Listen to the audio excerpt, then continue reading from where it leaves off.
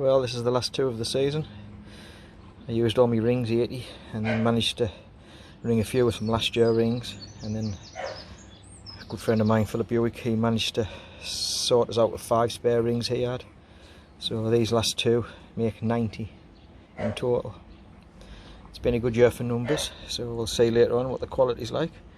But this is a black and a red, the last two. Band them now and then that's it, season's over. This blue Grizzle I weaned off last week. I think it's going to be quite a nice one when it's finished. Still got a lot of feather to grow in the shell and the neck. It does pull its shell over ever so slightly. I've seen them like this before, and then when they moult they correct themselves. This one I think will be quite nice when it moults. This is a young red that I weaned last week as well. This one's from pair 2 that were in the weaner, the reds. This one I feel is going to be a really good one. A lot to like about it already. So this is actually triple line bred to the old red cock. I know I've showed a lot of reds this year, but I've concentrated heavily on reds in the last decade. This one will be certainly a one to remember in the future. I think this is probably the best one off the pair to date, but we'll see once it's molted. It's shown a lot of things that I like, and then a lot of things that I expected from the pair. This is the last of the white hen with the blue tail.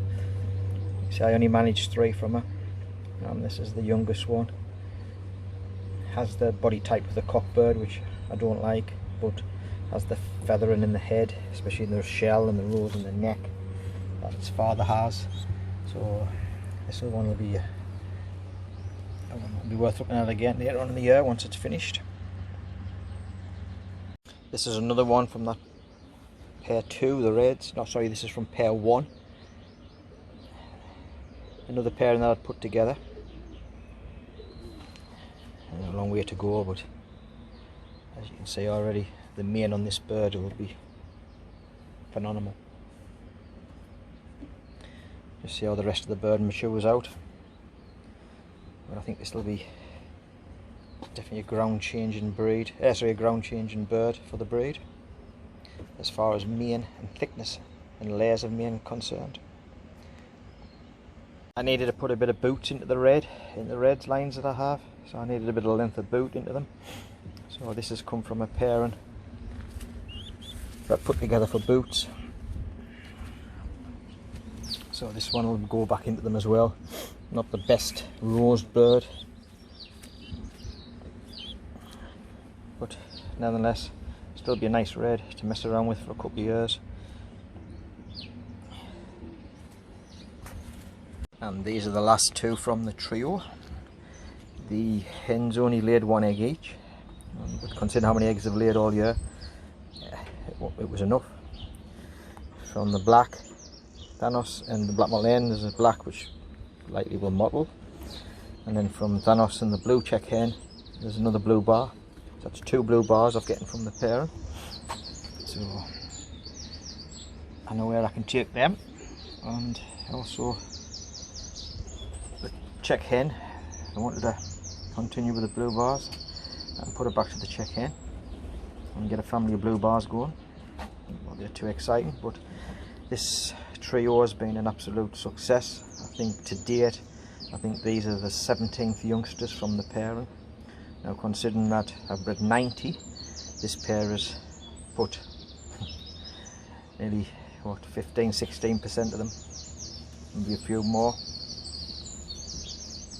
So it's been a resounding success. Whether I'll be able to repeat the same thing next year with another 2 different hens, I don't know, but time will tell. As you can see, the molt is well and truly upon us now, July, and they drop into bits. One of the reasons why we split them up by the beginning of July, it's all done and dusted, because once you start molting, it's all over for another year. This hen's going to get a lot of white on her. She hadn't molted her flights last year, but she's molted them so far now and they're all coming in white. So I suspect that this hen come January will probably be 90% white. I'll show you again after she molts. This is the red hen that's been behind a lot of them young reds that I've been showing this year. She's double line bred to the old red cock, so she's probably going to take his mantle when he leaves us.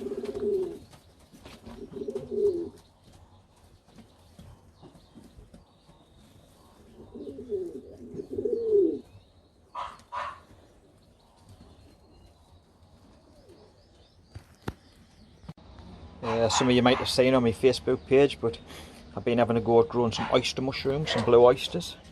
Just thought I'd show you this, chuck it in for something different. So, nice recycle of the Pomona power buckets.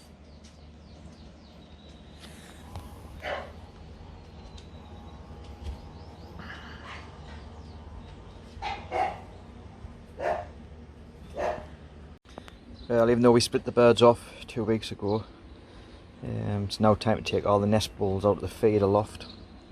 So I've just this morning, everything that hasn't got a youngster in, I just take them out. Nothing I haven't done before, basically. All nest felt out. Give them a quick rub round. Get all the shite out of them. I think that's not necessary. These will be stacked up.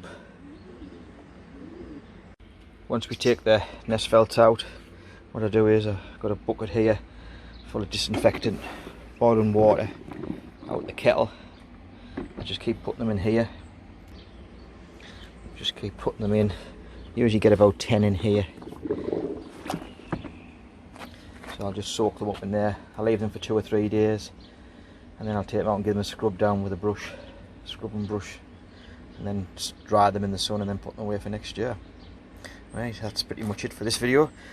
Been a bit quiet lately. I've had a lot on, a lot of problems with things in my life and dogs and everything else. It's just catching up, so I've been finding it really difficult to find time.